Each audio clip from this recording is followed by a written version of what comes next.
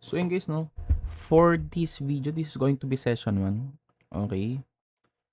And I hope that you guys are going to watch this, no? Before we proceed dun sa concept ng technical analysis. Because actually, this lesson is understanding. Ano ba yung pinaka-concept, no? This is going to be the introduction sa concept ng crypto futures trading. Or how do we even earn money dun sa ginagawa natin. Okay? So now, what we want to learn is how does it work? How do we get profit? How do we lose money?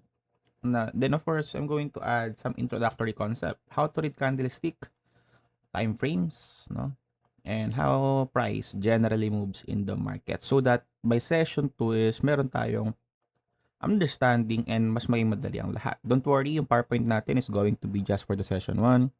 For the session 2, lahat yon is going to be live chart. So part 1, futures trading, no? So actually, dalawa yung klase ng trading with crypto. Meron tayong tinatawag na spot trading and futures trading. When we say spot trading, ito yung bibili ka ng something. So for example, bibili ka ng Bitcoin. Talagang meron kang Bitcoin. Sa'yo nakapangalan yun, ikaw may-ari nun. And ngayon, technically, pag bumili ka ng isang Bitcoin, meron ka isang Bitcoin. Kahit na bumaba yung presyo ng Bitcoin or tumaas ang presyo ng Bitcoin, meron ka isang pirasong Bitcoin. So, for example, bumili ka ng Bitcoin ng 40K. Ngayon, pagka yung presyo ng Bitcoin is umangat into 45K, technically, may profit ka ng 5K.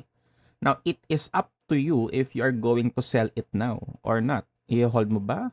Or antay mo pang umangat? Kasi, once again, cryptocurrencies are volatile, meaning malikot. Baka 45 yan, tapos biglang bumagsak ng 20K. Lugi ka pa ng 20K with that, diba? So, that is spot trading, meaning that you only earn money if the price goes up.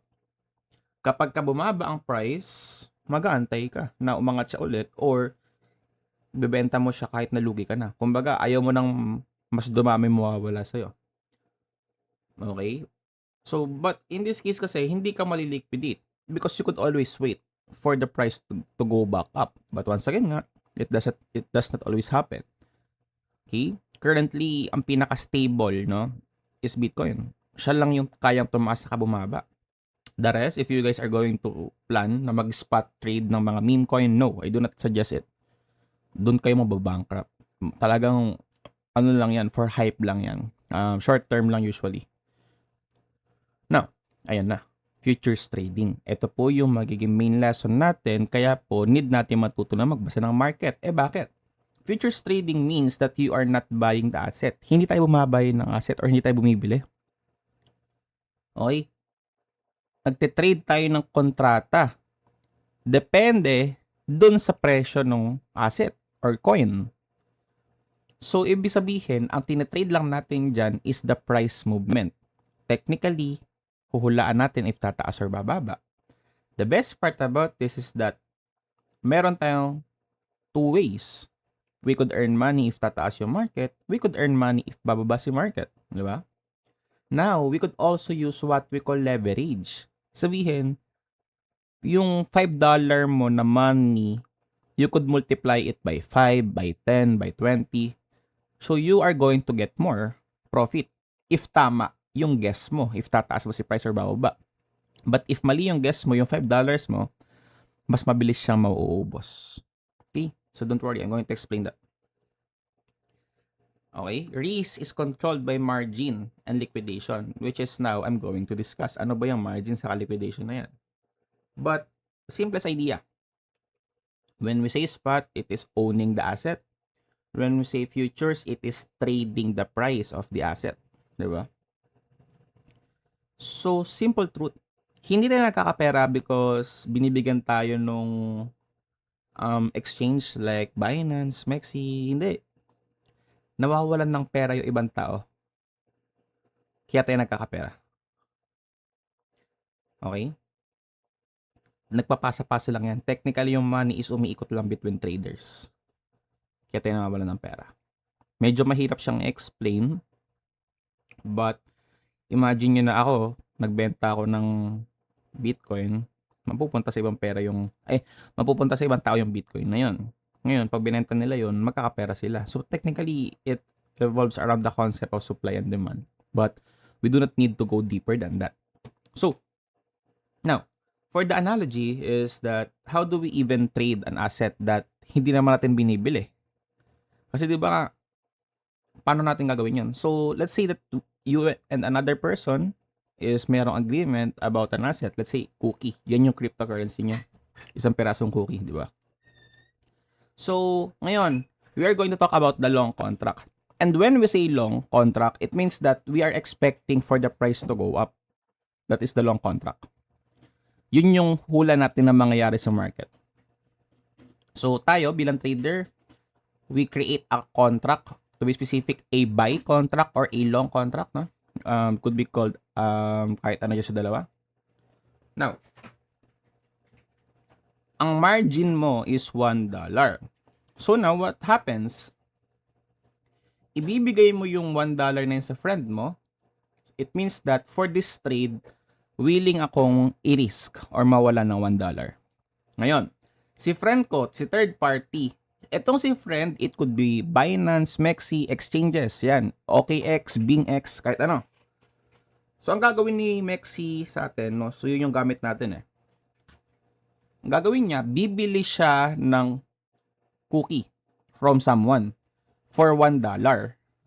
Pero, itong $1 na pinabili niya ng cookie is hindi yan galing sa atin.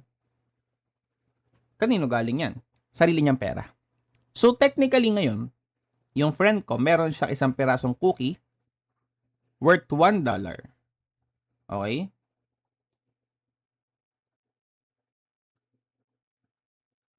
So, ngayon, yung cookie is umabot ng $1.5. Diba? Umabot na ng $1.5. Ano mangyayari sa $1.5? Sabi ko sa friend ko, ibenta mo na yung cookie na yan sa interesado, bumili. So, binenta niya ngayon yung cookie na yon for $1.5, di ba? Remember, meron ako $1 sa kanya.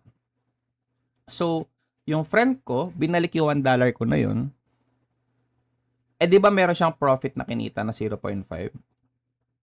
Yung 0.5 na profit na yon, maghahati kami. Sa kanya yung 0.1 as a fee. Kumbaga, inutusan ko siya, may bayad siya. Then, yung matitira sa akin is technically 0.4. So, nagbigay ako sa kanya ng $1, binenta niya for 1.5, yung naging profit ko is 0.4. Okay? Or ang bumalik sa akin rather is 1.4. Binalik niya yung $1, tapos itong tubo, yung 0.4. Yung 0.1 sa kanya napunta. Eh, paano ngayon pagka mali ako ng hula? Di ba nga, ito is we are trying to guess, no? That the price will go up. So, ganito siya nangyayari, guys. Okay? Ganun po yun. So, it means that, no? Sorry, mali ako. Let me correct myself. Ang pinambili niya, no? Ang pinambili niya pala ng cookie is yung $1 na bigay ko. Sorry about that. Let me correct, ha? Ang pinambili niya ng cookie is yung $1 na bigay natin. And ngayon nga, lumaki nga yun. So, meron siyang hati. Kung inutusan na lang natin siya na ibenta yung cookie sa mas mataas na price. But what would happen if nag-long contract tayo pero bumaba yung price ng cookie? Tingnan natin. Ayan nga. Nag-create tayo ng long contract. Binigyan natin siya ng $1. Yun yung ano natin, parang utos natin sa kanya. Ngayon, bumili siya ng isang pirasong cookie for $1, si friend natin. Eh kaso bumaba yung price to 0.5. Ngayon, tayo as the trader, mag-decide tayo. Iwan ko lang ba yung cookie hanggang tumaas ulit? Or ibenta ko na ngayon kasi baka bumaba pa? Eh, kunwari nabenta ko, naisipan ko ibenta, natakot na ako eh. So, yung friend ko, ibibenta niya na for $0.5. Remember, kanina, binibenta natin for $1.5. Ngayon, $0.5. Diba? Ngayon, bakit 0.4 na lang binigay? Kasi nga, if binenta niya yan for $0.5, yung friend natin, no? 0.4 lang bibigay. Kasi nga, kukunin nila yung 0.1 as a fee. Inutusan natin sila. So, technically, nawalan tayo ng 0.6. Okay? So, 0.5 yung nawala sa atin. Okay? 0.5 yung nawala sa atin. Oops. Tapos, may fee pa. technically 0.6 yung total na nawala sa atin. And yes, nagpo-provide tayo ng fees kahit tatalo tayo. Because inuutusan natin yung friend natin eh. That's their service. Okay? Binabayaran nila yun. Oh, next. What about the short contract? Paano naman siya nag-work kapag ine-expect natin or when we expect that the price would go down? That is what we call short or sell contract. So ngayon, same concept, cookie. Nag-create ako ng kontrata with my friend na willing ako na mawalan or like willing ako i-risk. So this is the collateral ha. Yung kanina, yung binigay ko sa friend ko, that is what we call the margin. Okay? At least alam na natin kung ano ngayon si margin. Yan yung binibigay natin kay friend. Ngayon, binigay ko yung $1 kay friend as a collateral. Bakit collateral? We are doing short contract. Let me explain. So, si friend, okay, nagbenta si friend ng cookie to someone for $1. The question is, kanino galing yung cookie? Diba? That's the question. Kanino galing yung cookie? Ngayon, yung friend mo is nanghiram ng cookie sa ibang tao. Remember, nagbenta yung friend mo ng cookie from someone. Meaning, technically right now, no, yung friend ko is meron siyang $1. Okay, galing dun sa binenta niya na cookie. Then, meron pa siyang $1 na galing sa atin. Yes, dalawa talaga. Now, remember, meron siyang binenta na cookie na ibang tao, di ba? Need niya yung ibalik maya-maya. Kasi nangutang lang siya, imagine. Nangutang lang siya ng cookie for nangutang lang siya ng cookie, binenta niya for $1. So mamaya, dapat mabalik niya yun. This would come in handy later. Bakit siya nag-work? Ngayon, yung friend ko, may $1 na siya. In cash. Bukod pa, yung $1 ko. Bukod pa to. Now, so the price reached 0.5 USDT. Okay? The price reached 0.5 USDT. So, okay. Good for us. Anong gagawin ni friend? Bibili si friend ko ng cookie gamit yung $1 na pinambenta niya earlier. So, isang cookie lang. Kasi isang cookie lang yung inutang niya. So, ngayon, with that in mind, no, buys back a cookie with his current money, 1 USDT. So, ang money ngayon ni friend is $1.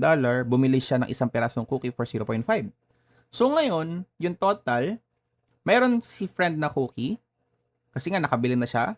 Then, meron siyang 0.5 na extra. Ito yung sukle. Diba? Then, yung $1 ko na binigay sa kanya, na pinahiram ko. Ngayon, yung friend ko na yun, i-return niya na yung cookie kung saan niya hiniram yun. Kasi inutang niya lang yun. Tapos, yung friend ko, ibabalik na sa atin ni friend ko yung $1 na binigay ko kasi nga wala naman natalo. Plus 0.4 extra money. Yung 0.1 would be the friend's fee. So, ang nag-gain natin dito sa trade na to is 0.4. So, gets nyo guys kung paano nag-work yung yung concept ng short. Inuutusan natin sila na magbenta ng isang item, tapos bibilin nila at a lower price, tapos ibabalik sa atin yung sobra. Okay? Kumbaga parang pinabili mo yung anak mo ng pagkain sa labas, tapos yung sukle binalik sa'yo. Parang ganun ang concept. No?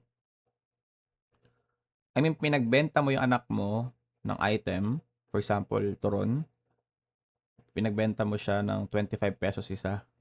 Tapos, naghanap kayo ng ibang bibilhan ng turon for 15 pesos. So, technically yung turon nabalik sa'yo, pero may pera ka pa. Ganun yung concept ng short. And ngayon, what if nagtumaas yung presyo naman pag nag-short tayo? What if tumaas yung presyo pag nag-short tayo? So, nagkita tayo ng short contract. Ngayon, remember, may collateral tayo ha. Binibigay natin ito sa friend natin. Kasi gagamitin niya yan, pampaluwal, if kulang yung pera niya. Sabi ni third party, yung same concept. They sell someone's cookie they sell someone cookie. So, meron na naman someone's cookie. Hindi sa kanila yung cookie. Binenta nila sa ibang tao for $1. Ngayon, yung friend ko, they have $1 na. Eh kasi yung cookie tumaas, naging $1.5. Paano mangyayari? So, remember, kanina nagbenta si friend ko ng cookie for $1. So, meron lang siya $1. Eh kaso, paano niya bibilin yung cookie ulit? $1.5 na. Eh yung kinita niya lang kanina is $1, pero yung price ng cookie ngayon is 1.5. Now, I have the choice. Do I wait for the price to go down or ngayon ko nabibilin yung cookie para matapos na yung trade? Eh sabihin natin na tapos na yung trade. O, ano mangyayari? We buy back the cookie with the current money. Yung $1 na nakuha niya kanina nung nagbenta siya ng cookie plus, kasi nga 1.5, babawa siya dito sa binigay ko sa kanya na money. Do sa collateral, ay no, plus 0.5 of the collateral. So ngayon total, yung friend ko, meron siyang cookie, na balik niya na return niya na yan. Then, we have a remaining $0.5 as a collateral. So, kanina, yung $1 ko na risk, ito yung bala ko na gamitin as margin, 0.5 na lang. Now, ibabalik sa atin yung 0.4, then 0.1 will be the fee. So, technically, we lost also $6 kasi nga, 0.5 yung collateral na dinagdag niya pambili nung bagong cookie, bago na yung price. Dinagdagan niya na pambili. Kasi hindi siya pwedeng magpaluwal. So, yung 0.5, binawas siya dun sa money niya. And 0.1 sa fee. Okay? So, what is leverage? Leverage naman, no, is when we talk about multiplier. So, kanina, di ba, we are talking about cookie.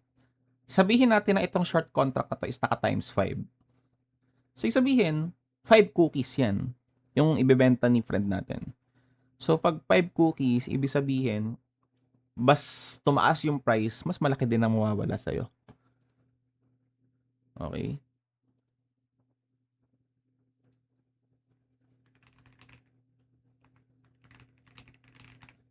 So, ngayon, no? That is leverage. That's it, technically. For example, times 2 leverage, ibig sabihin, 2 cookie. Times 3 leverage, 3 cookies. Pero, ang ibibigay mo is $1 collateral pa din. Okay? Kumbaga, yung friend natin, mabait. Nagpapautang ng mas malaki. Yun lang ang concept na. So, ano bang ginagawa ng leverage? Pinapalaki yung profit mo, kaso, pinapalaki yung loss mo. Technically, high risk, high reward. But, remember, hindi porket pero ka leverage, ibig sabihin nun, gaganda na yung trade mo, i-improve accuracy mo, malalaman mo direction ng market. No, hindi. It's just about getting higher profits. Usually, I use times 100. Yan ang leverage ko always. Times 100 ako lagi. Ngayon, there are 2 types na margin. Yung collateral na tinatawag. Meron tayong tinatawag na isolated. Meaning that, controlled loss. Kung magkano lang talaga yung binigay ko kay market, for example, $5, yun lang mawawala. That is why beginner friendly. If ever man na nag-short ako, tapos umangat yung price bigla nang hindi ko na-expect, nag-skyrocket, kung magkano lang yung willing ako matalo, yun lang mawawala. For cross margin, no. If let's say I have a $100 wallet, diba? Then, I only use $10 nun, nung $100. Kahit naubos na yung $10 as a collateral, guys, kahit naubos na yung $10 as a collateral, sisimutin niya pa din yung $100 ko. Okay? Sisimutin niya yung $100 ko hanggang maging zero. So, anong tawag ngayon kapag naging zero na yung wallet ko? So, that is what we call liquidation. Sabihin, nangyayari yung liquidation kapag kayong exchange or yung friend natin is fino-force close na kasi wala na tayong pera. There is no more money to support the trade. Yung loss natin is na-reach na yung margin limit. So, pag-usapan natin, isolated margin, you choose how much money to risk per trade. For example, meron akong account balance, yan yung wallet ko na tinatawag. Yung ginamit kong margin is $100. Now, yung max ko lang na pwedeng ma-loss for that trade is kung magkano lang yung margin ko. In this case, ang margin ko is 100. So, ang max loss ko is 100 lang. What about cross margin? If I have an account balance of 1,000 and gumamit ako ng margin na 1,000, tingnan nyo guys yung max loss ko. Damay itong buo na to. Yung buong account ko na to. So, delikado talaga ang cross margin. Kaya if beginners, talaga ang sinasuggest, isolated lang. Yun palagi ang sinasuggest. Okay. So, once again, liquidation. Naubos na yung wallet mo. Itong account balance mo, naubos. Yan. Na-zero mo yan.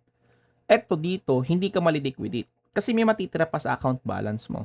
So, pagka natalo ka dito sa trade na to, dahil ang ginamit mong margin is 100, your max loss is 100. May matitira ka 900, walang liquidation doon. Pero for this one, for the cross margin, na loss mo lahat yon, you lost all of your balance na 1,000.